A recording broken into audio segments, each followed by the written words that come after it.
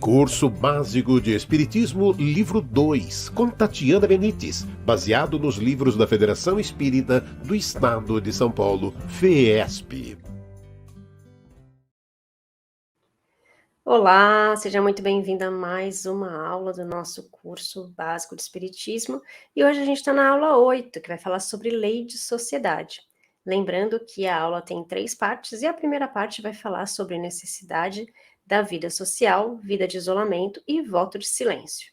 Então vamos começar com a necessidade da vida social. O homem é um animal social, já dizia com acerto Aristóteles, querendo com isso dizer que ele não basta a si mesmo, mas foi criado para conviver com seus semelhantes. A sociabilidade é uma tendência natural e obedece ao imperativo da lei do progresso que rege a humanidade. É na vida de relação que o homem desenvolve-se, enriquece-se e satisfaz os anseios de compartilhar que caracterizam a natureza do seu espírito.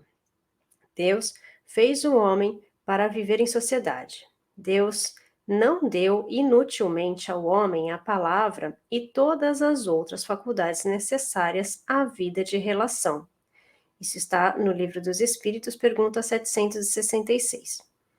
Todos os espíritos foram criados perfectíveis e, no itinerário da perfectibilidade, todos precisam uns dos outros, pois não há como desenvolver as potencialidades, burilar as faculdades morais e intelectuais, senão no convívio social, na permuta constante de afeições, conhecimentos e experiências. Nenhum homem dispõe de faculdades completas, e é pela união social que eles se completam uns aos outros, para assegurarem o seu próprio bem-estar e progredirem. Eis porque, tendo necessidade uns dos outros, são feitos para viver em sociedade e não isolados. Isso está no Livro dos Espíritos, na pergunta 768. A lei de sociedade impulsiona o homem à comunhão, à solidariedade, ao amor. Quando Jesus recomenda o amor ao próximo, tal mandamento revela que a natureza do espírito é o amor, o qual só existe quando manifesto e exteriorizado. Desta forma, a lei do amor implica necessariamente a lei de sociedade. É na vida social que se revela a essência divina que habita o espírito humano. Vida de isolamento. Concebe-se como princípio geral que a vida social esteja nas leis da natureza. No entanto, mesmo que o homem encontre satisfação na vida de isolamento, não pode viver uma consciência feliz aquele que não é útil a ninguém, que vive para si mesmo tão somente, sem concorrer para o bem-estar da sociedade. Aqueles que vivem em reclusão absoluta para fugirem ao contato pernicioso do mundo estão assumindo, na verdade, uma atitude de egoísmo. E mesmo aquele que se isola com o fim de expiar faltas também incide em erro, de vez que o isolamento faz a pessoa cair em outro mal, o da omissão, pois deixa de praticar a lei do amor e da caridade. Fazer maior bem que o mal que se tenha feito, essa é a melhor expiação. Livro dos Espíritos, pergunta 770A. Já aqueles que se afastam do bulício citadino, buscando no retiro a tranquilidade reclamada por certa natureza de ocupação, assim como os que se recolhem a determinadas instituições fechadas para se dedicarem amorosamente ao socorro dos mais necessitados, embora afastados da convivência social, prestam excelentes serviços à sociedade, adquirindo duplos méritos. Portanto, além da renúncia às satisfações mundanas, tem a seu favor a prática das leis do trabalho e da caridade. Voto de silêncio. O silêncio facilita a concentração e comunicação com os espíritos, os quais aguardam momentos de recolhimento que lhes facultem a sintonia devida na realização de tarefas. No entanto, seu abuso é que não é tolerável. O voto de silêncio prescrito por algumas seitas desde a antiguidade é contrário à lei natural, pois restringe a vida de relação. Aqueles que se submetem a estas privações voluntárias, embora tenham boa intenção, sempre têm seu mérito, embora não compreendam as leis de Deus. O voto de silêncio absoluto, da mesma maneira que o voto de isolamento, priva o homem das relações sociais que lhe podem que lhe podem fornecer as ocasiões de fazer o bem e de cumprir a lei do progresso. Livro dos Espíritos, pergunta 772. Na verdade, sabe-se que Jesus, um modelo para toda a humanidade, nunca evitou a convivência com criaturas boas ou más. Ao contrário, viveu no mundo procurando valorizar todas as oportunidades de ser útil, de trabalhar, amar e servir. Bom, essa primeira parte eu acho que está um pouco claro, né? Que todos nós precisamos da convivência, da sociabilização, porque sem isso, como é que nós vamos progredir? Nós progredimos com essa troca, com essas diferenças, né? A gente precisa um do outro para conseguir passar pelas nossas provas, para conseguir aprender e para conseguir compartilhar tudo o que nós sabemos também. Auxiliando, recebendo ajuda, são as oportunidades que nós temos do nosso crescimento. A segunda parte dessa lição fala dos laços de família. Embora o homem seja um animal social, como já foi dito, ele tem uma vida moral mais importante e mais útil entre os seres da criação. Os animais, ao crescerem, desprendem-se de seus pais, porque eles, por viverem tão somente a vida material, têm por princípio único o instinto de conservação de cada espécie, ao passo que o homem tem uma destinação sublime, o progresso contínuo. Deste modo, os laços de família, por serem mais duradouros, permitem o estreitamento dos elos afetivos, impulsionando em cada grupo familiar seus membros e amarem-se uns aos outros, atendendo assim aos desígnios de Deus. No entanto, alguns homens, levados pelo fato dos animais abandonarem suas crias, concluem não serem os laços familiares mais do que o resultado de hábitos sociais adquiridos, e não uma lei própria da natureza. Contudo, a necessidade intrínseca de evoluir transcende os limites de meras necessidades físicas por efeito de aprendizado. Dessas perspectivas, as leis sociais são necessárias ao ciclo evolutivo do ser humano, mas os laços de família são absolutamente básicos e fazem parte imprescindível do aperfeiçoamento moral de cada um. É por isso que os laços familiares devem sempre ser mais fortes do que os laços sociais, pois são eles que vão permitir o desenvolvimento fraterno que deve haver entre verdadeiros irmãos. Os liames sociais são necessários ao progresso e os laços de família resumem os liames sociais. Eis porque eles constituem uma lei natural. Deus quis que os homens assim aprendessem a amar-se como irmãos. Isso está no Livro dos Espíritos, na pergunta 774. Muitos pensadores, filósofos, estudiosos do comportamento humano confirmam esta assertiva dos espíritos.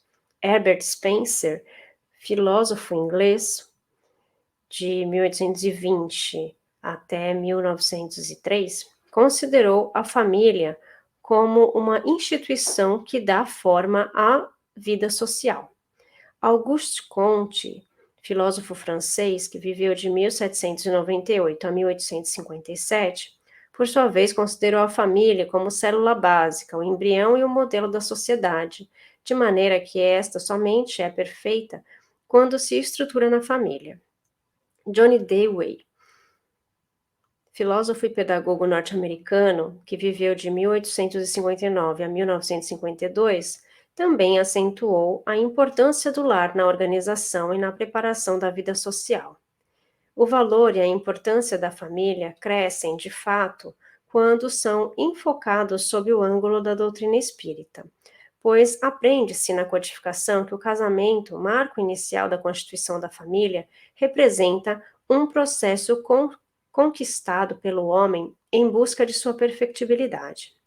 Portanto, deve-se evitar o relaxamento dos laços familiares, porque implicam, ao invés do amor, no desenvolvimento do egoísmo, retardando assim o ciclo evolutivo da humanidade. Ensinam os espíritos que é na família e através dela que se dá o burilamento das almas, segundo o princípio da reencarnação. Essa tarefa deve ser realizada com seriedade e responsabilidade, pois não é por acaso que determinadas criaturas são reunidas numa mesma família. O espírita não pode permitir que seu lar seja simplesmente uma morada, mas um local acolhedor onde se encontram almas necessitadas de desenvolver sentimentos de amor e de perdão, onde os espíritos se refazem das lutas de cada dia e se ajudam fraternalmente, trabalhando por um futuro melhor. Então, ele coloca que a família, os laços familiares são laços mais importantes, porque não é por acaso que nós viemos reencarnar junto dessas pessoas. Não é por acaso que nós viemos nesse laço familiar. Então, ali nós temos algumas provas, nós temos alguns deveres que nós devemos cumprir, e por isso ele é o nosso primeiro laço social. Dali tem que nascer novos laços, né? Mas o nosso primeiro laço é o laço familiar. E a última parte fala da piedade filial. Honrai vosso pai e vossa mãe. Bom, isso está em Marcos, está em Mateus, está em Lucas, né? Nos 3 evangelhos. Um dos mandamentos contidos no Decálogo prescreve a necessidade de honrar pai e mãe, o que implica em dar-lhes todo o afeto possível em todas as fases de suas vidas, e principalmente na velhice, retribuindo assim, em parte, os desvelos e as preocupações que tiveram na infância dos filhos. É evidente que aquele que assim não proceder estará amealhando pesados encargos para si na vida futura, através de novas reencarnações. A ingratidão é um dos deslizes humanos que mantém o mais íntimo parentesco com o egoísmo, tomando dimensão diferente quando é cometida pelos filhos em relação aos seus pais. Muitos chegam ao ponto de colocarem seus pais idosos nos aposentos mais obscuros da casa onde residem, não lhes dando nenhum tipo de conforto, quando quando não os internam em casas de idosos ou asilos para que eles não os incomodem em seus lares. Muitos filhos dão aos pais o estritamente necessário para poderem sobreviver, ao passo que eles próprios de nada se privam. É sobretudo para os pais sem recursos que se demonstra a verdadeira piedade dos filhos.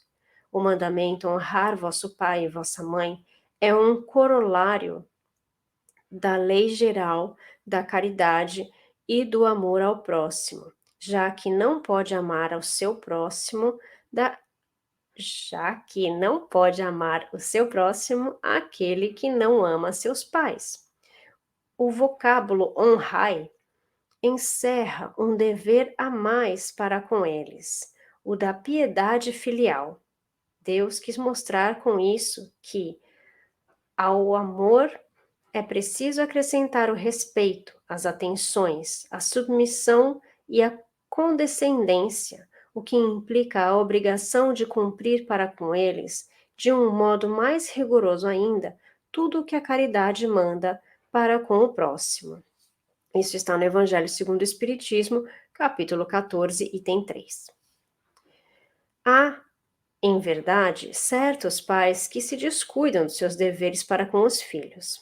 A estes, porém, não cabe censurá-los ou puni-los, pois talvez eles mesmos tenham dado causa ao menosprezo dos pais.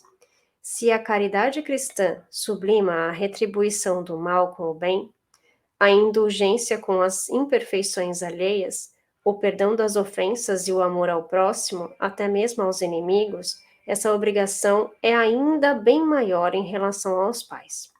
Os filhos devem, pois, tomar por regra de conduta para com os pais todos os preceitos de Jesus concernentes ao próximo, e lembrar que todo procedimento repreensível em face de estranhos o é ainda mais em face dos parentes, e que o que talvez não fosse senão uma falta no primeiro caso, pode vir a ser um crime no segundo, porque então a falta de caridade se junta à ingratidão. Isso está no Evangelho segundo o Espiritismo, capítulo 14, também, item 3. Vamos lá, piedade filial, né? É fácil nós falarmos sobre piedade filial quando nós temos pais amorosos, né? Pais que nos reconheceram, pais que tiveram atenção conosco, mas algumas pessoas têm muitas dificuldades quando os pais não foram dessa forma, né? Foram pais ruins, o pai que os abandonaram, né? Então, a gente tem também que levar em consideração a visão que essas pessoas têm de família.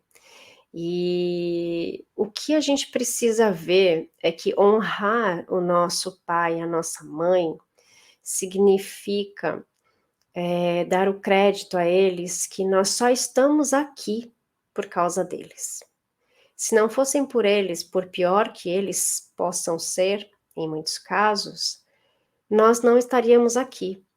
Então, a partir daí, dessa primícia, a gente já precisaria agradecer, né? Porque se não fossem por eles, nós não estaríamos aqui. Não teríamos essa chance de reparar também os nossos erros, a nossa chance de aprender aqui uns com os outros, né? Então, a partir daí, dessa primícia básica de que eles nos deram a vida, a gente pode também começar a pensar em honrar nosso pai e nossa mãe. E aí a gente tem todo o desenrolar da nossa vida, né? Como ele fala, né? A gente veio para cá para aprender uns com os outros, né? E nós devemos isso aos nossos pais.